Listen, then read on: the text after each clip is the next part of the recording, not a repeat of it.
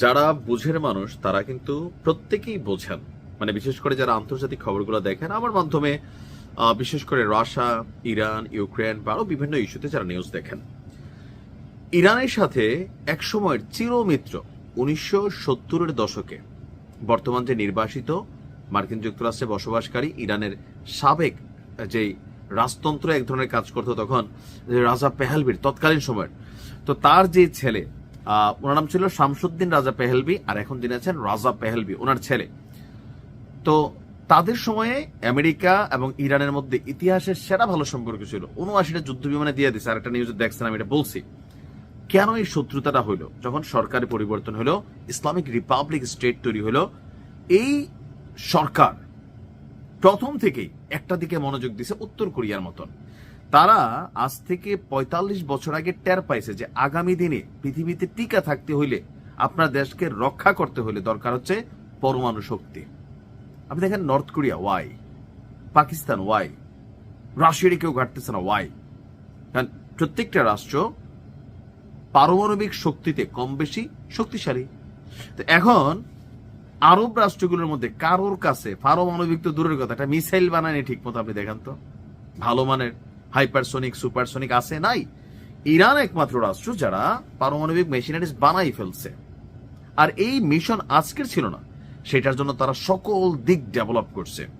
Already গেল বছর June মাসে যে ঘটনাটা হইল, আমেরিকা এবং তার দুষ্ট ছেলে, পালিত ছেলে, তারা যে অভিযানটা চালালো, টার্গেটগুলো কি ছিল? প্রত্যেকটা পারমাণবিক ঘাঁটি। বাট ইরানও কম যায় না, তারা জানে যে এগুলারে আজ হোক কাল হোক টার্গেট করা হবে।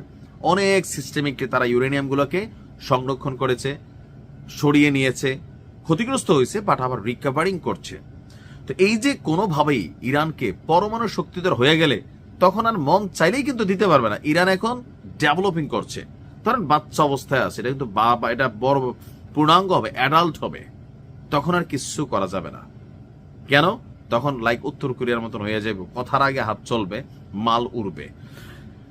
ইরানের এই সক্ষমতাটা পশ্চিমা যারা আছে, শুধুমাত্র যুক্তরাষ্ট্র না, আপনি দেখেন এখন পেছনে কয়জনের নাম পাইছেন, কানাডা, তারপর পাইছেন যুক্তরাজ্য, ফ্রান্স, তারপর হচ্ছে জার্মানি, আরো অনেক আছে পিছনে, আরবদের মধ্যেও চাচ্ছে না। তো এদের সবার টার্গেট এই পরমাণু কেন্দ্রগুলা, এই প্রকল্পগুলা নানানভাবে বিভিন্ন সময় এখানে ঘটানোর চেষ্টা করছে। সর্বশেষ এই বিক্ষোভের মাধ্যমে এরা ভাবছিল সরকারটা ফালাই দিবে, আর ওই যে আমেরিকায় থাকা ক্রাউন প্রিন্স রেজা পাহলভি, সে স্বপ্ন দেখছে সে ক্ষমতায় বসবে, তারে ক্ষমতায় বসানো হবে। তবে ট্রাম্প কিন্তু না করে দিছে, কারণ এখানে ক্ষমতার আর পরিবর্তন হবে না, everything is right now under control. তো ক্ষমতায় গেলে ইরানের সামরিক খাতে পরমাণু কর্মসূচি যেটা আছে এটা বন্ধ করে দিবেন।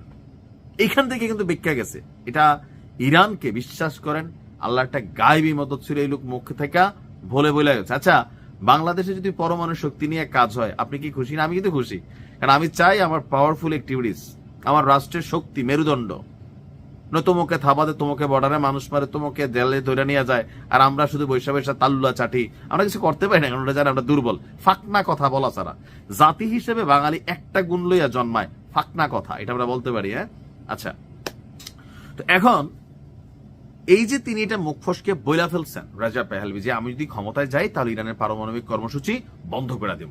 সাথে সাথে ইরানের কিন্তু সচেতন জনগণ বুঝা গেছে খেলা তো অন্য জায়গায়। তারপরে জনগণ রাজপথে নেমে গেল, সরকারপন্থী হইয়া একটা রিয়েকশন দিয়ে বসে, এরপরে কিন্তু পরিবেশটা বদলাই গেছে, আলহামদুলিল্লাহ। তো এখন যুক্তরাষ্ট্র এবং ইসলির প্রতিও এই যে ভালোবাসা, ইসলিকে আপনার সমর্থন দিবে, স্বীকারোক্তি বলছে সে ক্ষমতায় যাইয়ে প্রথমে।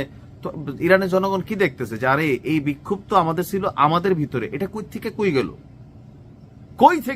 এখন তো একটা চেহারা বাই চড়তেছে। এখন কিন্তু জনগণ সচেতন। এখন আমার মনে হয় যে একটা বড় অভিযান হবে, যুদ্ধ হবে, দেশে বিদেশে এখনো চলতেছে খেলা, দেশের ভিতরে এক শ্রেণী এখনো বিভিন্ন জায়গায় বিচ্ছিন্নভাবে প্রতিবাদ বিক্ষোভ জারি রেখেছে, সরকারকে হিমশিম খেতে হচ্ছে। বাট ইরান নিজেদের কপাল খাবে যদি এই খেলাতে কখনো পড়ে যায়, জনগণ যদি সচেতন না হয়। ঠিক ফিলির ভাইদের মতন হবে,